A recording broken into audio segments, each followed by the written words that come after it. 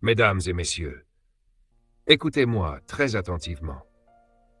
Il existe une vérité simple, presque banale, mais si vous la saisissez réellement, elle peut rediriger toute votre destinée. Le monde ne vous récompense pas pour le temps que vous passez, il vous récompense pour la valeur que vous devenez. Le temps est démocratique. Il s'écoule pour tout le monde, riche ou pauvre, motivé ou découragé, discipliné ou distrait. Mais la valeur, elle, est sélective. Elle se construit, elle se choisit, elle se développe. C'est pourquoi le message pour cette année est crucial. Choisis-toi en 2026. Arrête de subir ta vie et commence à la diriger. Ce n'est pas un slogan de motivation, c'est un appel à la clarté. Pendant longtemps, j'ai cru que travailler plus dur était la solution à tout. Être occupé, faire plus d'efforts, se fatiguer davantage. Mais j'ai observé quelque chose de troublant. Beaucoup de gens travaillent dur et restent pauvres. Beaucoup sont occupés et restent frustrés. Beaucoup bougent sans jamais avancer. Puis j'ai compris une loi fondamentale. Le succès n'est pas quelque chose que l'on poursuit, c'est quelque chose que l'on attire par la personne que l'on devient. La vraie question n'est donc pas « que fais-tu » ? La vraie question est « qui es-tu en train de devenir ?» Pendant des années, j'ai accusé les circonstances. L'économie, mon passé, mon environnement, les autres. Le manque d'opportunités, les excuses soulagent, mais elles ne transforment pas. Les résultats, eux, transforment. Le jour où j'ai pris la responsabilité de ma vie, tout a commencé à changer. Pas instantanément, mais irréversiblement. Comprends ceci, la vie fonctionne par saison. Il y a des hivers dans la vie, des périodes froides, silencieuses, où rien ne semble pousser. Ce n'est pas une punition, c'est un processus. L'erreur des gens est de maudire l'hiver au lieu de s'y préparer. On ne s'aime pas en hiver, on s'y prépare, on apprend, on grandit intérieurement, puis vient le printemps, la saison des opportunités. Mais seuls ceux qui se sont préparés reconnaissent le printemps quand il arrive. Ensuite vient l'été, la saison du travail intense, la discipline quotidienne, la protection de ce que tu as semé. Car les mauvaises herbes poussent sans effort. L'échec exige seulement la négligence. Le succès exige l'attention. Puis arrive l'automne, la récolte. Et la récolte ne se négocie pas. On récolte toujours ce que l'on a semé. Sème des excuses, tu récolteras le regret. Sème la discipline, tu récolteras le progrès. Sème l'apprentissage, tu récolteras la croissance. Choisir de se choisir en 2026 ne signifie pas chercher la motivation. La motivation est émotionnelle, elle vient et repart. La discipline est décisionnelle, elle reste. La discipline est le pont entre tes rêves et leur réalisation. Ce n'est pas que les gens ne savent pas quoi faire, c'est qu'ils ne font pas ce qu'ils savent. De petites disciplines quotidiennes produisent des résultats extraordinaires avec le temps. De petites négligences quotidiennes produisent des catastrophes invisibles au début. Personne n'applaudit quand tu lis quelques pages. Personne ne célèbre quand tu choisis d'apprendre au lieu de te distraire. Mais le temps amplifie tout. L'éducation personnelle est la clé de la valeur. L'école peut te donner un salaire. Mais ton auto-formation peut te donner une destinée. Ne souhaite pas que la vie soit plus facile. Souhaite devenir plus fort. Ne demande pas moins de problèmes. Développe plus de capacités. Tu ne changes pas ta vie en changeant d'adresse. Tu la changes en changeant tes habitudes quotidiennes. Ce que tu lis, ce que tu écoutes, avec qui tu passes ton temps, ce que tu tolères. Tout cela construit ton futur, silencieusement. Choisir de se choisir signifie décider que ton avenir vaut plus que ton confort, que ton appel vaut plus que ta commodité, que ton potentiel vaut plus que tes excuses. Mais écoute ceci, le succès sans caractère est une catastrophe programmée. Le caractère, c'est ce que tu fais quand personne ne regarde. C'est respecter les promesses que tu fais à toi-même. Tu ne t'élèves pas au niveau de tes objectifs, tu descends au niveau de ton caractère. C'est pourquoi le développement personnel est l'investissement le plus rentable de ta vie. Travaille plus sur toi que sur ton travail. Si tu travailles dur sur ton emploi, tu gagneras ta vie. Si tu travailles dur sur toi, tu construiras une vie. Commence là où tu es, avec ce que tu as, avec ce que tu sais.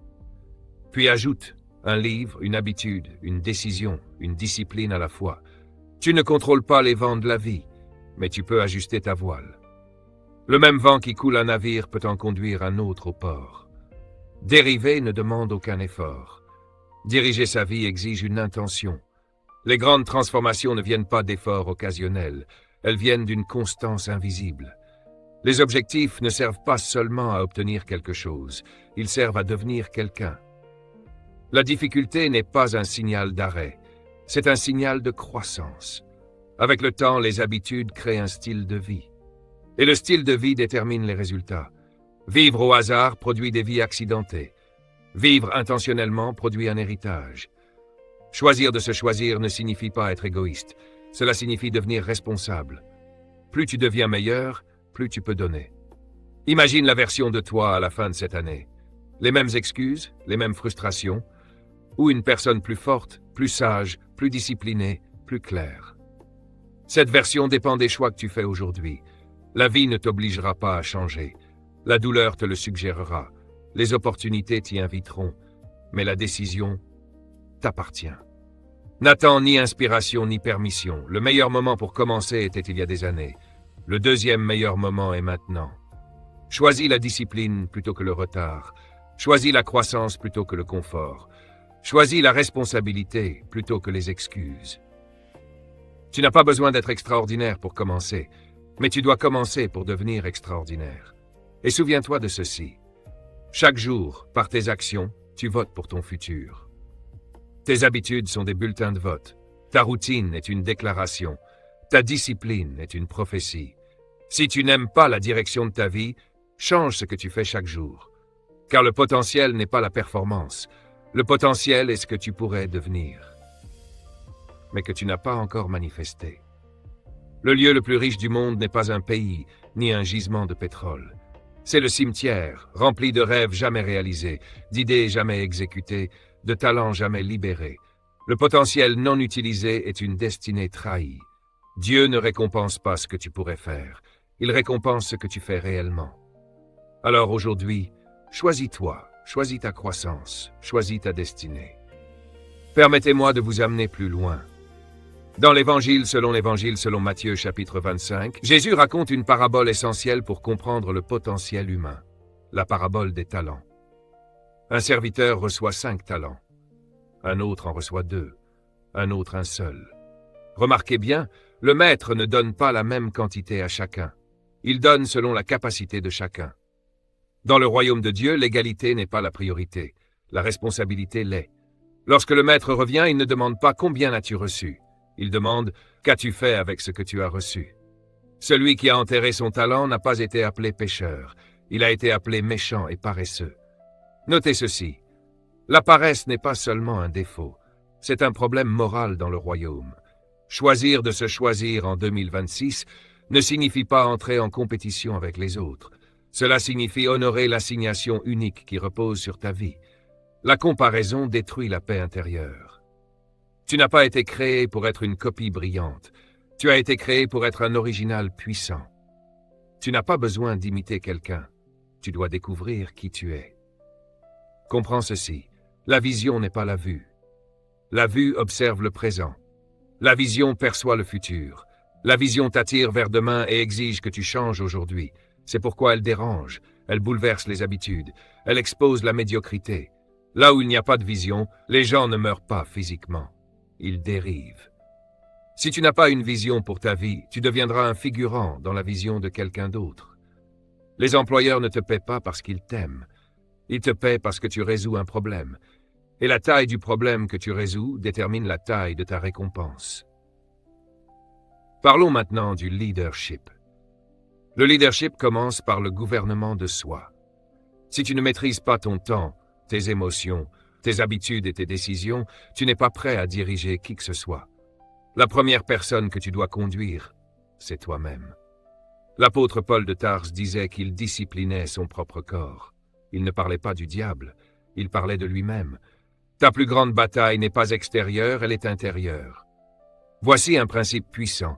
Le royaume ne répond pas aux besoins. Il répond à l'alignement.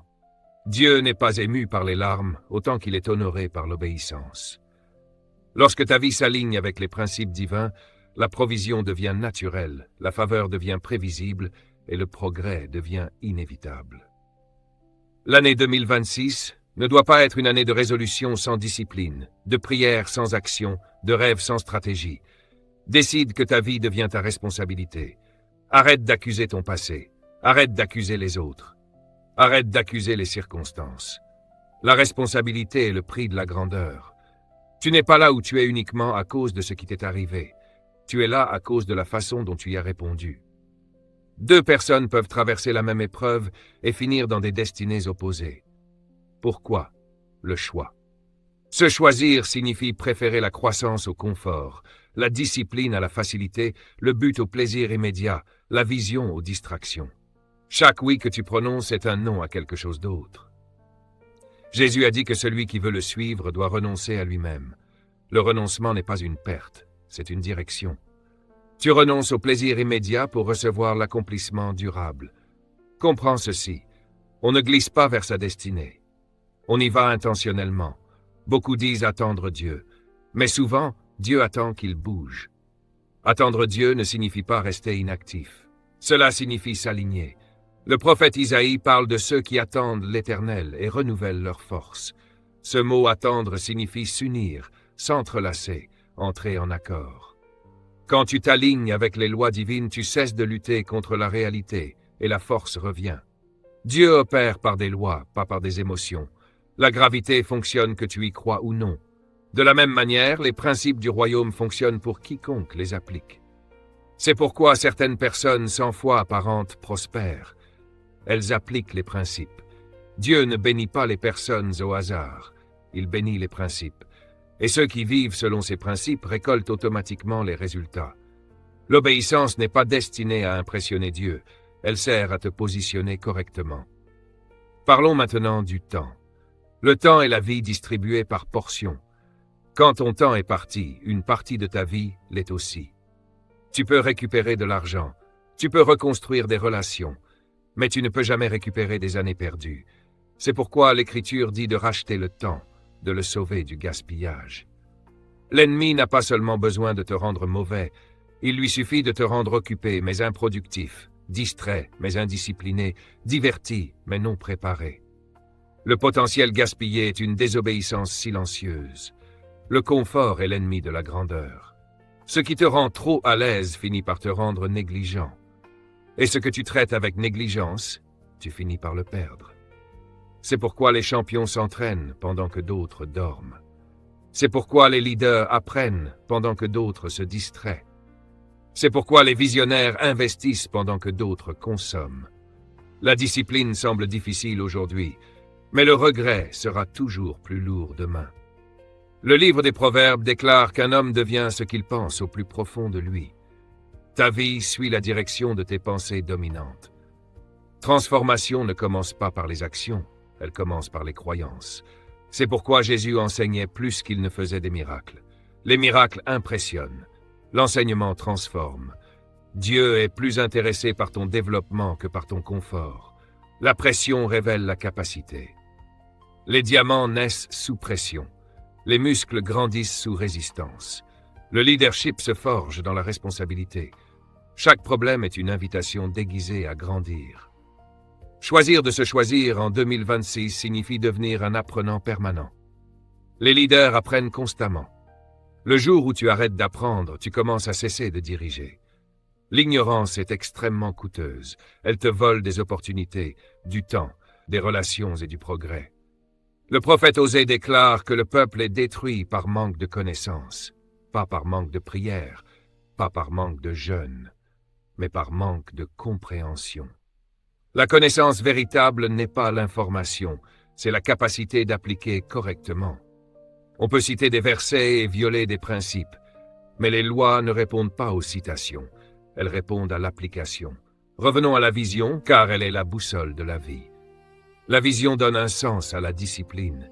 Sans vision, la discipline ressemble à une punition. Avec vision, elle devient un investissement. Quand tu sais où tu vas, les sacrifices deviennent logiques. Quand tu ne sais pas, chaque sacrifice ressemble à une souffrance inutile. La vision donne un sens à la douleur. Dieu révèle toujours le but sous forme de semences. Il ne montre jamais tout d'un coup, il donne des aperçus. Pourquoi? Parce que si tu voyais toute l'ampleur du processus, tu pourrais abandonner avant de commencer. La destinée se déploie par étapes. La foi n'est pas un sentiment. C'est l'obéissance malgré l'information incomplète. Abraham est parti sans connaître sa destination. Joseph a vu la gloire avant la prison. David a été oint roi avant de retourner garder des brebis. Pourquoi? Parce que la préparation ne ressemble pas toujours au but, mais elle y conduit toujours. Aucune saison d'apprentissage n'est perdue lorsque Dieu est à l'œuvre. Écoutez-moi très attentivement. Dieu utilise l'obscurité comme terrain d'entraînement. Les saisons où personne ne te voit, où personne ne t'applaudit, où rien ne semble se passer, sont souvent les saisons où tout se construit. Si tu méprises les petits commencements, tu te disqualifies des grandes responsabilités. La fidélité dans le secret prépare la promotion en public. Comprends ceci, le succès n'est pas une question de vitesse, c'est une question de durabilité. Si tu montes trop vite sans fondation, tu t'effondreras sous ton propre poids. C'est pourquoi Dieu développe d'abord le caractère, ensuite la plateforme. La structure avant la visibilité, la discipline avant l'expansion. Dieu n'est jamais pressé, mais il n'est jamais en retard. Parlons maintenant de domination au sens pratique. La domination signifie la gestion. Tu es responsable de ce que tu tolères. Ce que tu permets persistera. Ce que tu confrontes peut changer. Si le chaos existe dans ta vie, ce n'est pas parce que Dieu l'approuve, c'est parce que l'ordre n'a pas encore été établi par ta responsabilité. Dans le livre de la Genèse, Dieu crée le monde puis confie sa gestion à l'homme. Il ne revient pas arroser le jardin, il délègue. La délégation est une preuve de confiance. Dieu te fait confiance, souvent plus que toi-même. Ton environnement finit toujours par refléter tes décisions. Tes finances reflètent ta discipline. Tes relations reflètent tes valeurs. Ton futur reflète tes habitudes. Se choisir n'est pas émotionnel, c'est intentionnel. Écoute ceci avec autorité. Tu n'as pas besoin d'un miracle. Tu as besoin d'un système. Les miracles sont ponctuels. Les systèmes produisent la constance. C'est pourquoi Dieu a donné des lois à Israël, pas de la magie. Les lois créent la prévisibilité. Les principes garantissent les résultats. Ta vie ne dépassera jamais les systèmes que tu construis. L'année 2026 doit être l'année où tu arrêtes de négocier avec ton futur. Arrête de reporter ta croissance. Arrête de retarder ton obéissance. Arrête d'attendre l'envie. L'action précède la motivation. Agis fatigué. Agis incertain. Agis imparfait. Le progrès bat toujours la perfection. Mais écoute bien ceci. Ce message ne changera rien s'il reste seulement inspirant. L'information ne transforme pas une vie.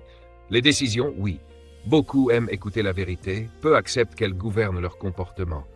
Tant que la vérité ne dirige pas tes actions, elle ne dirige pas ta vie.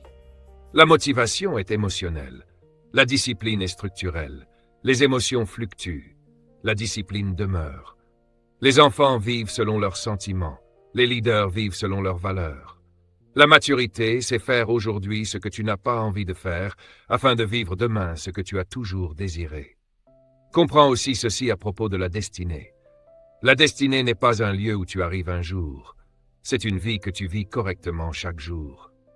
Chaque bonne décision t'en rapproche. Chaque mauvaise décision la retarde. Et le retard coûte cher, non parce que Dieu est en colère, mais parce que le temps est limité. Dieu mesure la vie par l'impact, pas par la durée. Jésus-Christ a vécu environ 33 ans et a transformé l'histoire. Certains vivent 80 ans et ne laissent aucune trace. La longévité sans héritage est une opportunité gaspillée. L'héritage n'est pas ce que tu laisses après ta mort. C'est ce que tu déposes dans les autres pendant ta vie. Se choisir en 2026 signifie choisir la contribution plutôt que la consommation. Nous vivons dans une génération qui consomme des contenus, mais évite les responsabilités. On écoute, on regarde, on accumule, mais on applique peu. La connaissance sans obéissance produit l'arrogance, pas la maturité. Dieu ne t'a pas donné des dons pour te divertir. Il te les a donnés pour servir l'humanité. Ton don n'est pas pour toi, il est pour les autres. Et ton accomplissement est caché dans ta contribution. Tu ne trouveras jamais la plénitude en poursuivant le bonheur. Le bonheur suit le but. Parlons encore de la vision, car elle est attaquée dans cette génération. La distraction est la nouvelle oppression. Le bruit est la nouvelle captivité. Quand tout capte ton attention, rien ne reçoit ton engagement. La concentration est une discipline spirituelle. Se concentrer, c'est dire non à tout ce qui n'est pas aligné avec ton appel. Tu ne peux pas avancer vers ton futur tout en vivant constamment dans ton passé. Le passé est une référence, pas une résidence. Beaucoup sabotent leur destinée en conservant des relations qui ne correspondent plus à leur mission.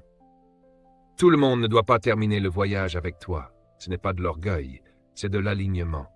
La croissance crée des distances. La maturité exige du discernement. Tu ne peux pas entrer dans ton futur en t'accrochant à ton passé. Parlons maintenant de la peur. La peur n'est pas l'absence de courage, c'est une focalisation mal orientée. Le courage n'est pas l'absence de peur, c'est l'obéissance malgré la peur. Dieu a dit à Josué d'être fort et courageux. Pourquoi commander le courage si la peur n'existait pas? Chaque acte d'obéissance malgré la peur développe la confiance. La confiance véritable n'est pas la confiance en soi. C'est la confiance en Dieu exprimée par l'action. Tu n'attends pas d'être prêt. Tu avances et la préparation se produit en chemin. La foi grandit en marchant, pas en attendant. Comprends aussi ceci à propos de la prière. La prière n'est pas informer Dieu, il sait déjà. La prière aligne ton cœur avec le sien. Elle prépare ton esprit à recevoir des instructions, et les instructions exigent l'obéissance. La prière n'est jamais un substitut à l'action. Elle en est la préparation. Si la prière ne conduit pas à l'obéissance, elle n'a pas encore accompli son but. L'année 2026 doit être une année d'exécution, moins d'annonces, moins de promesses publiques, plus d'action, plus de construction, plus de discipline, plus de concentration. Le ciel soutient le mouvement, pas les excuses.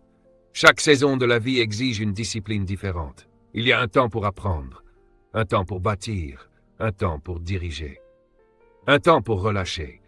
L'échec vient souvent non du mal, mais du mauvais timing. Faire la bonne chose au mauvais moment reste une erreur. La grâce de Dieu ne remplace pas l'effort, elle le rend efficace. La grâce donne la force, la discipline donne la structure. Et maintenant, écoute bien cette conclusion. Se choisir en 2026 n'est pas un slogan, c'est un changement de style de vie. C'est se réveiller chaque jour en décidant que ta vie compte, que ton temps compte, que ta mission compte. Le futur n'est pas un endroit où tu entres un jour, c'est une réalité que tu construis décision après décision. Dieu ne te force pas dans ta destinée, il t'y invite. Et voici la vérité finale. Le plus grand acte de foi, c'est la responsabilité. Prendre la responsabilité de ta vie n'est pas de l'orgueil, c'est la maturité. Et la maturité attire la faveur du ciel. Écoute-moi avec la plus grande attention, car à partir d'ici, ce message cesse d'être général, il devient personnel. Il est facile d'approuver la vérité quand elle s'adresse à tout le monde. Mais la transformation commence lorsque la vérité te vise, toi. Ce message n'est pas pour la foule, il est pour l'individu dans la foule. Dieu ne transforme jamais une nation en parlant à tout le monde en même temps. Il appelle une personne qui accepte de porter la responsabilité. Lorsqu'il a voulu établir une nation, il a appelé Abraham. Lorsqu'il a voulu libérer un peuple, il a appelé Moïse. Lorsqu'il a voulu restaurer l'adoration, il a élevé David. Lorsqu'il a voulu racheter l'humanité, il a envoyé un seul fils. Le royaume avance toujours à travers des individus engagés, jamais des foules passives. Dieu n'oint pas l'enthousiasme superficiel, il oint l'engagement. Le ciel répond aux personnes sérieuses à propos de leur mission. L'intérêt ne produit rien, l'engagement change tout. Comprends aussi ceci, être occupé n'est pas la même chose qu'être productif. Les personnes occupées sont épuisées, les personnes productives sont accomplies. L'activité sans direction conduit directement à l'épuisement. Beaucoup font trop de mauvaises choses et pas assez des bonnes. Si ton échelle est appuyée contre le mauvais mur, monter plus vite ne résout rien. La vision détermine la direction. La direction détermine l'efficacité. Se choisir en 2026 signifie aussi choisir l'ordre. Dieu est un Dieu d'ordre, pas de confusion. La confusion consomme l'énergie. L'ordre libère la puissance. Et le premier endroit où Dieu veut établir l'ordre n'est pas ton environnement, c'est ton esprit. L'apôtre Paul de Tarse enseigne que la transformation passe par le renouvellement de l'intelligence. Renouveler signifie reconstruire, remplacer les anciennes pensées par des pensées alignées sur le royaume. On ne peut pas bâtir une vie divine avec une mentalité terrestre. Le royaume ne fonctionne pas par hasard, il fonctionne par loi. Il ne récompense pas les bonnes intentions, il récompense l'alignement. La transformation commence lorsque tu cesses de penser comme une victime et que tu commences à penser comme un gestionnaire. Un gestionnaire comprend qu'il rendra des comptes. Rien de ce que tu possèdes ne t'appartient réellement. Ton temps n'est pas à toi. Tes dons ne sont pas à toi. Tes ressources ne sont pas à toi. Tu es administrateur, pas propriétaire. Et un administrateur fidèle rend compte de sa gestion. Dieu ne te demandera jamais compte de ce qu'il ne t'a pas donné, mais il te demandera certainement compte de ce qu'il t'a confié. Les excuses n'annulent jamais la responsabilité. Beaucoup attendent d'avoir une clarté totale avant d'agir. Mais la clarté vient souvent après le mouvement. La lumière suit l'obéissance. Quand tu fais le premier pas, le suivant devient visible. La foi ne consiste pas à voir tout l'escalier, mais à poser le pied sur la première marche. La direction est révélée à ceux qui avancent, pas à ceux qui restent immobiles. Si tu ne planifies pas ton année, quelqu'un d'autre décidera comment ton temps sera utilisé. Si tu ne définis pas tes priorités, les distractions le feront à ta place. Le temps est soit gouverné, soit il te gouverne. Jésus-Christ a dit de chercher premièrement le royaume. Le mot « premièrement » parle de priorité. Quand les priorités sont correctes, la provision suit naturellement. Quand elles sont confuses, la vie devient stressante. Le stress est souvent le symptôme d'un désalignement. La paix n'est pas l'absence de problème, c'est la présence d'un but clair. Imagine un avion au décollage. Il dépense une énergie énorme pour quitter le sol. Mais une fois aligné avec les lois de portance, il vole plus haut avec moins d'efforts. Beaucoup de personnes sont épuisées parce qu'elles essayent de vivre au-dessus du niveau ordinaire sans s'aligner avec les lois qui permettent de s'élever. La discipline n'est pas une punition, c'est l'alignement avec les lois de l'élévation. Dieu ne te demande pas de tout changer en un jour. Il te demande de faire les bonnes choses, régulièrement. Les grandes vies se construisent par des habitudes, pas par des moments spectaculaires. La constance bat toujours l'intensité. Ce message n'est pas un slogan motivant, c'est un appel à la maturité. Le ciel cherche des hommes et des femmes qui cessent d'accuser et commencent à bâtir, qui cessent de souhaiter et commencent à agir, qui cessent seulement de prier et commencent aussi à obéir. Alors je te le dis une dernière fois, lentement et clairement, choisis-toi en 2026. Choisis d'honorer l'investissement que Dieu a placé en toi. Choisis de vivre avec intention. Choisis la discipline. Choisis l'alignement avec le royaume. Et tu découvriras que la vie pour laquelle tu priais attendait simplement que tu décides. Gouverne ta vie, accomplis ton but, et laisse le royaume se manifester à travers toi. Ce moment n'est pas l'année prochaine, ce n'est pas un jour, c'est aujourd'hui. Décide que tu ne gaspilleras plus ton temps, que tu ne retarderais plus ton obéissance, que tu ne négocieras plus avec ta destinée. Choisis la discipline plutôt que la distraction, la vision plus que la confusion, le but plutôt que le plaisir immédiat, la responsabilité plutôt que les excuses. Et lorsque tu t'alignes ainsi, le ciel te soutient publiquement. Ton futur t'attend. Ton appel te cherche. Ton heure est arrivée. La plus grande tragédie n'est pas l'échec. C'est l'absence de direction. L'échec peut t'enseigner. L'errance te gaspille. Tu es né avec trop de potentiel pour vivre une vie négligente. Le ciel ne réagit pas aux intentions. Il répond aux actions. La foi véritable agit. La foi sans action n'est pas morte parce qu'elle échoue.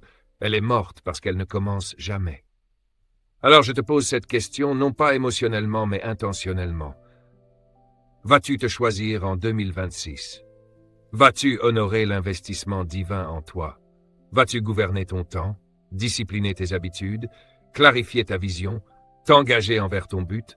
Ton futur n'attend pas une prophétie. Il attend une décision. Dieu t'a déjà choisi. La vraie question est, vas-tu te choisir toi-même? Le royaume attend. Ta génération attend, et retiens ceci. Le plus grand don que tu puisses offrir à Dieu n'est pas seulement ton adoration, c'est ton obéissance. Et le plus grand don que tu puisses offrir au monde, c'est la version pleinement développée de toi-même. Alors choisis-toi en 2026. Entre dans ton autorité. Accomplis ta mission, gouverne ta vie, et regarde le royaume se manifester à travers toi.